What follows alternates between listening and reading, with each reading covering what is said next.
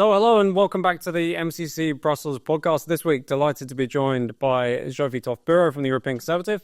I'm delighted to be here, thank you. Thanks for coming back, and welcome back to our Executive Director, Frank Furedi. Pleasure to be here.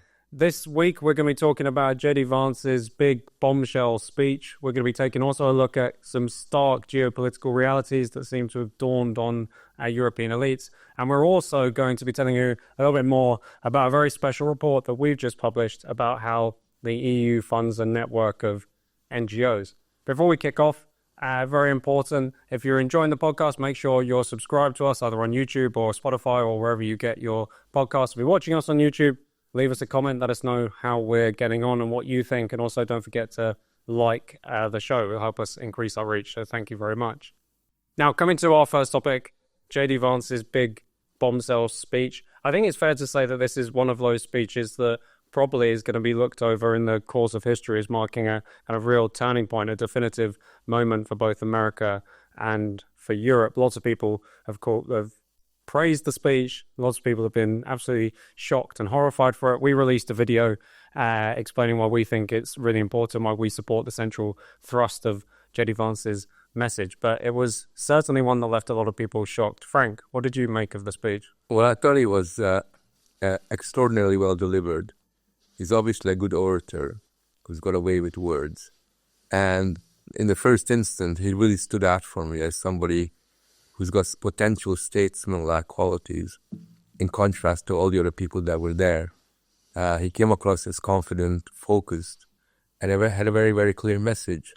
So in terms of its form, it was really quite interesting. But the content was even more important because basically what he said was that the good old days of the special relation between America and Europe are over, that America is here to basically tell Europe how it should behave. And it was more or less a kind of lecture that you give to young children in a school, the headmaster does. And it was interesting that he knew that he'd be very unpopular what he said, but he nevertheless had the confidence to deliver it. And what it really basically said was that free speech and freedom in Europe is in trouble, which I think is something that we all know. But also what he really said was that from here onwards, Europe's security is principally a problem for Europe rather than for anywhere else. And that Europe had better get its act together and not posture in the way that it's done by imagining that it's got this incredibly powerful global role to play. So in a sense, he brought Europe down to earth, which I think was a very important accomplishment that I'm really, really glad about. And it forces Europe and people of different European nations to actually begin to think seriously about their defense, about their security, and more importantly about certain global realities in the new world that we're moving into. Yeah, Zsófia, I want to come back to that geopolitical kind of question in a moment, but to stick with I guess what was the main message of the speech in many ways, the focus on securing free speech, improving democracy, tackling the migration crisis, these kind of things. It was very bluntly delivered, but this was a welcome message in many regards. Absolutely. As Frank said, JD Vance not just left his audience speechless, but also made history at last week's Munich Security Conference. And what he said echoes what the sovereigntist voices all over Europe have been saying for years, that the political censorship of anti-establishment voters must stop. And he called the cordon sanitaire that the Austrian Freedom Party, the Germany's AfD, that might change now with the upcoming elections, fingers crossed, or the Patriots for Europe group, the third largest group in the European Parliament, are under for what it is, undemocratic. And hearing it from a US vice president just hit different. And he said that there's only one thing worse than the cordon sanitaire, which is cancelling democratic elections. He name-checked Thierry Breton, former censorship czar, for admitting Brussels' involvement, what happened in Romania, and saying that they're going to do the same in Germany if necessary. And JD Vance not just condemned all these anti-democratic actions, but also gently implied that America is watching And, we're not buying your BS. That time has passed. Biden is gone. And it's time to act as a democracy, Europe. Yeah, and Frank, this point about democracy, I think, was possibly the most important part of the speech. And the irony was not been lost on us, certainly, that he makes this big speech. And then European leaders, especially lots of German elites, line up to say, how dare he criticize or call into question European democracy. Whereas the thrust of his whole speech was precisely the criticism that, for a variety of reasons, some of which Zsófia's just noted, but democracy exists in a shaky ground in many European countries. That's right. So the European elites, particularly the ones based in Brussels, are always accusing a couple of Central European countries of democratic backsliding. They always talk about how Hungary or Poland backslides in terms of democracy. But the place where real democratic backsliding occurs was obviously in Romania, where an election got cancelled. It's something that is being played out all the time in relation to Germany, where there is a very concerted attempt to basically marginalize one of the major political parties there and do everything possible to silence them. I mean, in terms of the access to the media and elsewhere. There's an attempt in France to use the law to prevent Marine Le Pen from running in the election. And I could go on and on and on, the way that anti-democratic instruments are applied in so-called democratic societies. So we do have a big problem in the way that democracy is devalued or used instrumentally by the Brussels elite, who basically believe that democracy is really good and it works really well as long as the right people get elected. But if their opponents are doing well, then that's the time to begin to selectively cut down on democratic decision-making. Yeah, and Zsófia, one of the other big and very important themes of the speech was about freedom of speech and freedom of expression. And I'm reading just today that German authorities are looking at banning X because Elon Musk's platform might not turn over the granular level of data that they say they require and able to monitor the election and make sure it's fair. But it's clear that he also had a serious point, didn't he? There's a huge free speech crisis right across Europe. Absolutely. I mean, they're not so much afraid of free speech as they are afraid of the people. I mean, the Brussels elites are running from the people, running from the core of democracy. There's no democracy without people. And silencing voices, right-wing voices, sovereigntist voices on social media, having a big problem with Elon Musk, who gives platform to these, not just these voices, but all voices in the name of freedom of speech, obviously. It just shows that what I always circle back to this, but one of our missions at the European Conservative is that to put demos, the people, back in democracy again. And without the people, as I said, there's no democracy. And that's what the establishment parties need to be reminded of. Yeah. And as a way of beginning to move on to this second topic about the kind of geopolitical realities exposed by both this and other developments, but I first want to tackle something I've heard a lot in the wake of the speech, which is that Vance coming over, criticizing European democracies, having his point about freedom of speech, all the rest of it, that there's a kind of whiff of a renewed American imperialism about this. So they got this kind of slightly imperialistic attitude towards Europeans. And whilst we might get onto some of that in a moment, Frank, I was interested in your perspective because it seems that precisely that's what you do to your friends. You hold your friends to a higher standard than your enemies. And lots of people were saying, how dare you talk about the threat being internal rather than talking about Russia or China or whatever. But isn't that the point? If you feel like you've got some kind of common values, common history between Europe and America, you would be actually more concerned about the genuine democratic backsliding in Europe as opposed to somewhere we might expect to be slightly less democratic like China. Yeah, I mean, basically Vance says get real. And you have to remember that it's common practice for all the political leaders of Europe to point the finger at some of their closest allies. And I remember when the Brexit vote happened, all of the political leaders in the European Union did not hold back from criticizing the referendum and arguing that somehow there was something undemocratic about this decision. That, a lot of people wanted to stay in Europe and maybe They were even suggesting they should have another referendum. So they were very, very clear that they had the right to interfere within the political decision-making of another nation. And that happens all the time. For example, the number of times East European countries are told that they ought to have different laws about the media. They ought to have elections organized differently. And they even send in their inspectors to these countries to look at the minutiae of how the election is conducted, as if they got a genuine role to play. So in many respects, what JD Vance did is not different than what is fairly common, where you basically are saying that you expect something better from you guys than what's really happening.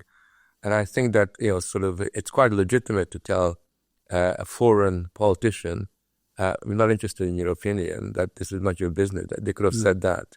But instead what they chose to do was to become so defensive that they almost basically proved and confirmed that there's something really wrong going on just by their very defensive, insecure reaction. Yeah. Zsófia, what do you make of this? Was it harsher as it came from American, or are these, is there something genuine in? I mean, Vance has been responding to people on Twitter, loads of European writers and columnists who've made criticisms or supported his speech. He seems like he has a genuine interest in how things pan out in Europe. Absolutely. As Frank said, nothing confirms America's worries that JD Vance just basically translated or delivered than the insecurity and the stance that the EU leaders take, that we are being attacked. How can you be attacked by someone telling you their opinion? This is America speaking to Europe as its ally and trying to, and obviously there was a big change in politics when Trump took office, and Europe has to wake up in this new reality and engage in dialogue. That's what it didn't happen. What never happened. And whenever engaging in dialogue in Europe usually means that, I'm telling you what to think, and then I'll silence you, and that's something that I think this new American approach will put an end to. I'm sorry, just one more thing. I think 2 days ago was the first hearing of the Democracy Shield Committee, and just circling back to interference and all that, it was a sovereignist MEP, I think it was a French Patriots MEP, raised the question if, a French media outlet saying that you should vote for Macron, does it qualify as interference in a national or a democratic election? So it was just a comment that I wanted to make. Yeah, and as we'll probably find out, that NGO is receiving money from the EU as well. But yes, so moving on, I mean, the reaction to the speech has also been put in the context of Pete Hegseth setting out the kind of new American position, not just with regards to Ukraine, but what I want us to discuss is with regards to Europe as such. So he begins this big speech saying there are stark geopolitical realities. America now has to pay less attention.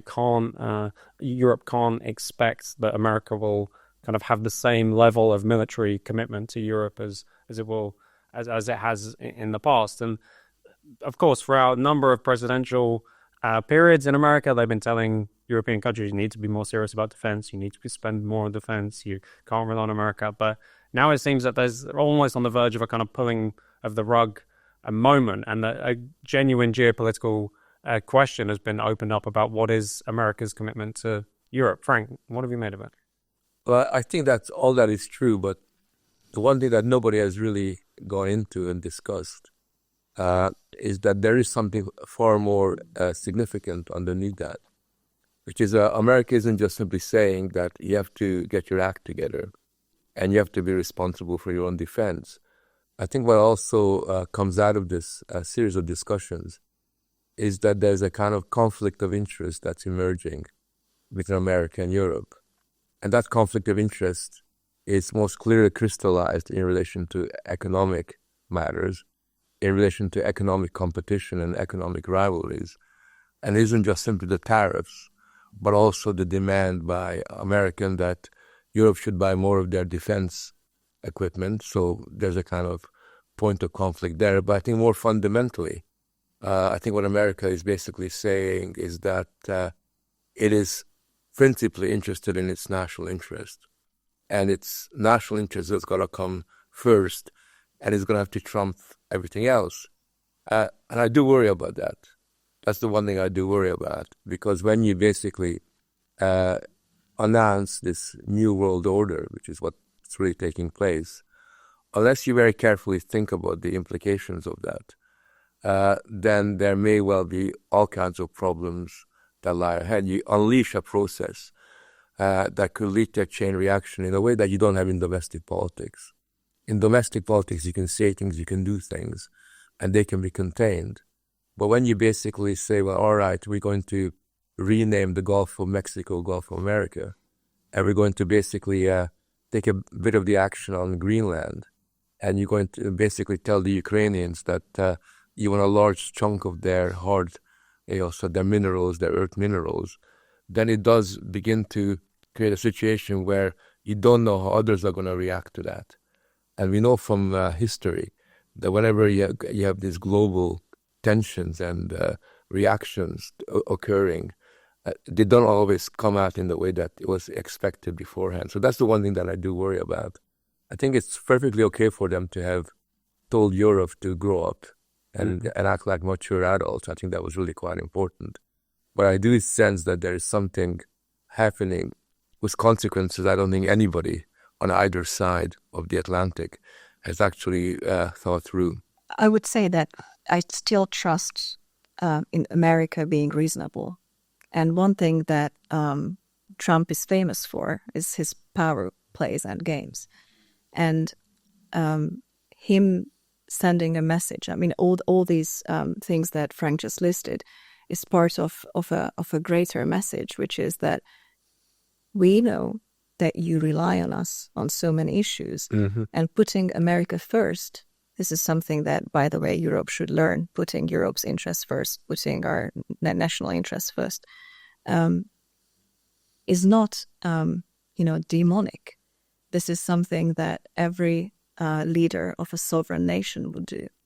And I hope that these power plays, I would call, will encourage EU leaders to take the same stance and not falling back on the same mistakes they did also in relation to Ukraine. Yeah, there's the reaction among EU leaders is something we should talk about, because, at the EU level, you have, say, Kaja Kallas or Ursula von der Leyen almost sounding like they're stuck on an answering phone. They keep talking about the importance of the partnership with America and we're all going to be good friends and all the rest of it. They don't seem to have understood that anything has changed. Some national leaders, I don't know, maybe are waking up to the message a little bit more. But there's this sense right across Europe that this is almost like the end of a party, and everybody's been assuming that someone else is going to pick up the bill at the bar, and then suddenly the check comes through, and they've got a bill that they can't pay, and that in some sense is like the period we've been living in. European leaders have made all these big speeches they like to talk about. They're promoting justice and democracy across the world, and then actually you look at their militaries, like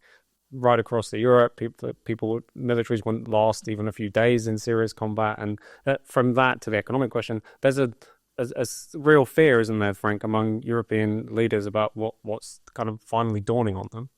Yeah, I think that the leaders of Europe have always lived on borrowed time, and they had always assumed that the previous state can just continue. And what's even worse is that they behave very irresponsibly. So they often posture around saying that, we're going to put troops on the ground in Ukraine. They often imagine that they can be the peacekeepers of the world. They often imagine that they got this moral authority to put things right all over the world in a way that just doesn't make any sense at all. And one of the tragedies is that European leaders have not actually given serious consideration to the question of national defense. Even Britain, which is a little bit better than some of the other places, has really given up on the issue of national security. And if you look at its military side, its kind of capacity to organize and project power externally, it's really non-existent. So I do think that this has been a very important moment in bringing all these different nations and political leaders down to earth, because now they're going to have to actually address the fact that, okay, there has been a degree of peace on the European continent, but that's not something that you can count on forever. And that you've started a degree of posturing where you were provoking, for example, Putin and Russia, where you kind of provoke a lot under other political leaders. And now you're going to have to sort of deal with the fact that you're isolated, you're on your own, and you're not really in a position to do very much about it. So I think that something very significant has occurred. But at the same time, unlike Zsófia, what I do worry about is, and I've got this healthy skepticism that, whenever people, unleash a process of projecting their power externally, of trying to lay down the law, it does lead to situations that are really quite unpredictable. And one of the lessons of history is that unless you thought something through to its bitter conclusion, you're really going to discover that things do not pan out exactly in the way you expected. And I worry about the fact that there's going to be potentially a lot more geopolitical conflict in the years ahead than there has been the case until now.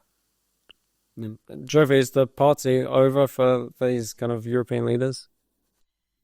Well, Europe is cornered at the moment.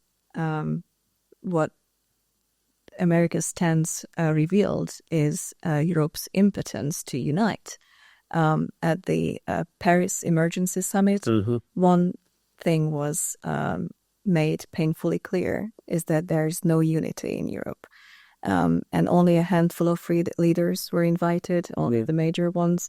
And now Brussels, there were calls to initiate an official council summit with all European leaders, all the 27. But Brussels is very reluctant to follow that path, given that it would just lead to even less unity. That's what they fear, because there's no common approach. There's no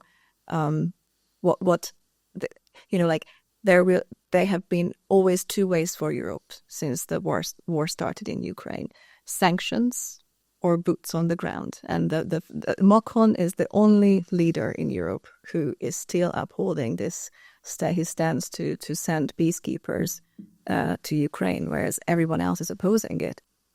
So I wonder what a third possible approach could be. But Europe should really the leaders should really put their heads together and find something that could present to the world as, the European way of handling Ukraine, because, everything they did in the past 3 years turned out to be, I wouldn't say a disaster, but absolutely without being able to rely on America's help. Europe is just a child lost in a kindergarten. Yeah. The thing is that there is no Europe. That's the reality. And in the end, the only solution will have to be from the national sovereigntist side of governments basically working out their own national security. Because if you're a Hungarian or a Pole and you're going to rely on France, then that's a lost cause. Imagine relying on Germany. So, we are living in a world where things will have to go back to the nation states. And it's become very, very clear that the whole dream of a European army or a European united foreign policy is really a fantasy. And that was demonstrated by the fact that all these EU oligarchs ended up going to Paris instead. And despite their commitments to the EU, they basically said it's more possible to cobble something together in Paris than if we get all the different nation states involved. So one thing that Vance didn't mention but easily could have when kind of doing the balance sheet about the sorry state of EU and European democracy was some revelations that we've been uncovering in our latest report about the scale of the NGO EU propaganda complex. Now, I recommend to everyone to take a look at the report, which you can find on our website. We've been doing a fair bit of work on social media about this, so I hope people are familiar about this. But Frank, the report goes into quite a lot of details, a huge number of examples of different NGOs representing LGBT issues, representing climate issues, representing the cause of European integration. One of my favorites is the 15 million euros that Guy Verhofstadt's think tank receives so that he can still be really annoying on Twitter. But the everywhere you look, it seems like almost every single voice arguing the EU line is funded by the EU. I mean, yes, what we're seeing here is the corruption of civil society by the European Union, where basically what they are saying is that we got all these billions of euros that we don't really need to invest in infrastructure. We don't need that money to invest in education or anything that actually affects people's quality of life. But instead, we'll spend those billions on propaganda that we can use to promote ourselves. And the way we'll do it is we'll use these so-called non-government organizations as the medium through which they can legitimate us. So the non-government organizations are actually deeply involved in a very symbiotic way with the Commission, where basically what the Commission is doing is telling these NGOs that here's the money, you tell us how good we are, and you basically tell us what we want to hear by supporting the kind of proposals they want to put forward. So they tell basically, gender-related NGOs, here's the money, and you tell us how we can implement and institutionalize gender mainstreaming or transgender ideology. And what you have here is a very cynical, manipulative attempt to corrupt, essentially, sort of public life within the EU bubble. And it seems to me what this report has done is it's demonstrated, it's shown quite conclusively that if there is a problem of democratic backsliding, if you have a problem with the rule of law, it's principally located here in Brussels, rather than anywhere else, that the corruption, the moral corruption in Brussels runs so deep that sometimes, any of the critics can be completely astounded by the scale and the cynicism of the activity, the way they're paying all kinds of media organizations billions of euros, and then complaining that other nations are somehow interfering in the media. And that kind of level of hypocrisy really does show you how cynical the Brussels oligarchy has become. Yeah, and Joe, I mean, some of the examples in the report are great. I mean, there's one, Revive EU, which is a project carried out by a number of European think tanks, which talks about combating emerging Eurosceptic narratives in the minds of V4 citizens, and for which they got 645,000 euros to do that. Or one, a Blue for EU, which was enhancing Romanian young people's critical thinking and resilience towards the current extremist and anti-EU movements, which was funded for 375,000 euros. So some of the stuff is remarkable. And we've been talking to various people involved in Brussels politics. Everyone knew this was going on at one level, but it's to see it laid out and to actually expose the mechanisms behind it is kind of shocking. Yes, I mean, the EU using taxpayer funds to promote its political agenda on the pretext of protecting European values has been an open secret for years, mostly with regards to Hungary, Poland, and Slovakia. What the US aid scandal actually revealed is that this liberal culture or progressive liberal culture was essentially fake. And that now it's the member states' wouldn't say obligation, but responsibility to investigate who and for what got paid there by US aid. And the MCC Brussels report, which let me congratulate on, it was an excellent piece of work, did a very good job on discover all these contracts, which Thomas Fazi, the creator of the report, did an incredible job digging up all these contracts, using the very hard to search on purpose, obviously, databases. The untransparent transparency. Exactly. Yeah. And I'm sure there are hundreds of more contracts that are waiting to be discovered. And Frank, I mean, off the back of this, we're calling for the establishment of a EU DOGE to kind of get to the bottom of this, because one thing that we know is that, I mean, the report, which is even the tip of the iceberg, only looks at just one budget line in the EU budget, we know that value promotion, propaganda, and NGO funneled into almost every corner of the EU budget. So explain a bit more about why we're calling for EU DOGE and what that might mean. I think what that would mean is just on the back of what they're doing in Washington, where they're basically scrutinizing all the different contracts of these different organizations. It's a way of looking more deeply into all the thousands of different projects that are being funded by the taxpayers' money, but they're being funded for purposes that are far from evident, far from clear. And even I'm a cynic. I was surprised by the gall and just the scale of these activities, and just the way in which actually the point that we haven't really brought out yet that is really quite important is that many of these initiatives that are being funded are oriented towards regime change. I mean, what they're really all about is to destabilize governments that they don't like, so-called Eurosceptic governments, which is really a very serious matter, because basically they are promoting a kind of a colonialist project, which under the guise of promoting European values, right? And part of promoting European values is to basically undermine the democratic process in societies where governments got elected that they don't like. So it's a bizarre Kafkaesque kind of situation that has kind of come about. And what we're trying to do with initiating this investigation is to set up an auditing commission that forces the European institutions to account for these billions of euros that at the moment are being spent, and nobody's really aware of for what reason and for what purpose. Because when you actually look at the budget itself, everything seems very neutral. Everything seems very okay, because they got all these really nice words. So, for example, there's a whole area called of the budget called European Values and Resilience. Now, who could be possibly against European values and resilience?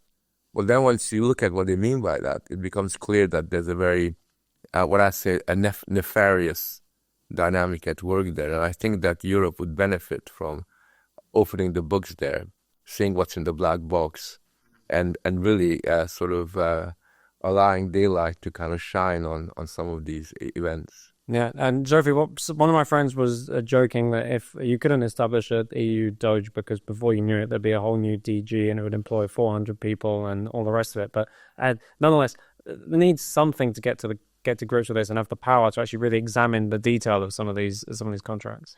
Well, the EU's multi-annual financial framework is being negotiated at the moment. And as a leverage, it would be the best opportunity for member states to force the Commission to establish a new democratic oversight in this area. But obviously, there's the chance to going down on the same road as you described, which is putting so many layers of bureaucracy, thank you, that you at the end of the day you don't even know what you started talking about, what the real items on the agenda is. Yeah, you need the spirit of Javier Milei, don't you? Need the afuera spirit of there's a small task force dedicated on a short-term basis, not to become a permanent feature of the EU, but to just really bring some of this to light.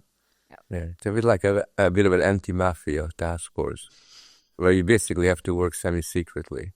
Yeah, but you need to have the privilege of forcing them to open the books. At the moment, whenever organizations like us in MCC Brussels are trying to find out what's happening, we get fobbed off. We get told there's only so many questions that they can answer. We get told that we haven't got the facts that you need. Yes, it requires time and more time. So we do need a far greater process of freedom of information, which at the moment is more of a myth than reality. Yeah. I'm sorry, just there's going back to how realistic it is to establish a committee that actually checks the ethical and legal background of these fundings. Well, one thing that gives me hope that if such committee comes to existence would serve the purpose what it was made for is that even the initiative of establishing such a committee is blocked by the EPP. So it's a good sign. There's something in the works there. Exactly. Well, we're going to be doing further revelations in this area. We're asking people if they've got, obviously, if they've got examples, if you've been doing some research yourselves and you come across one of these examples, please let us know. We'd love to add it to our EU DOGE files, which we're releasing over the course of the next week. But watch this space for more on us. We're going to carry on holding the EU to account on this. Really have thrown open a Pandora's box of real nasty. So we're going to be taking them to task. But that's it from us on the MCC Brussels podcast. Please do remember, if you don't already, to subscribe to the podcast, hit like, leave us a comment, let us know what you'd like us to cover in future episodes. But for now, Zsófia, thanks so much. Thank you. And Frank, thanks for joining us. Pleasure.